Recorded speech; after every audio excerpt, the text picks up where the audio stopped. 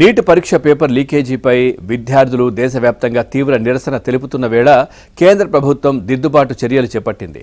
Neat, JEE సహా పలు జాతీయ స్థాయి పరీక్షలు నిర్వహించే స్వయం ప్రతిపత్తి సంస్థ నేషనల్ టెస్టింగ్ ఏజెన్సీ ఎన్టీఏ 47 మంది ఉద్యోగులను శాశ్వతంగా ఉద్యోగాల నుంచి తొలగిస్తున్నట్లు ప్రకటించింది. వారిలో కొందరిపై లీగల్, క్రిమినల్ చర్యలు చేపట్టనున్నట్లు ఎన్టీఏ వర్గాలు తెలిపాయి. అయితే ఉద్యోగాల నుంచి ఎవరిని తొలగించాలన్న వివరాలను బయటపెట్టలేదు. కేంద్ర విద్యాశాఖ కార్యదర్శి వినీత్ జోషిని పంచాయతీరాజ్ శాఖకు బదిలీ చేసిన మరుసటి రోజే ఎన్టీఏలో భారీ ప్రక్షాళన మొదలు కావడం విశేషం.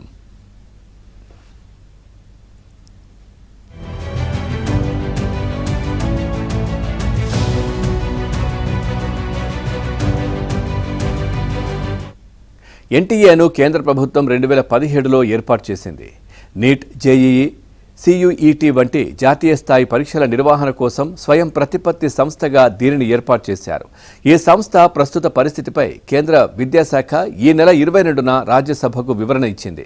సంస్థలో మంజూరైన శాశ్వత పోస్టులు 39 కాగా ప్రస్తుతం 24 మంది రెగ్యులర్ ఉద్యోగులు మాత్రమే ఉన్నట్లు తెలిపింది. 74 మంది కాంట్రాక్టు, 124 మంది అవుట్సోర్సింగ్ ఉద్యోగులు ఉన్నట్లు వివరించింది.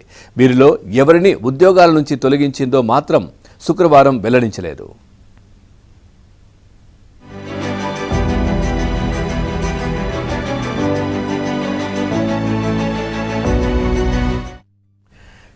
కొన్ని జనరల్ మేనేజర్ స్థాయి ప్రొఫెషనల్ పోస్టుల భర్తీకి ఎన్టీఏ తాజాగా నోటిఫికేషన్ జారీ చేసింది.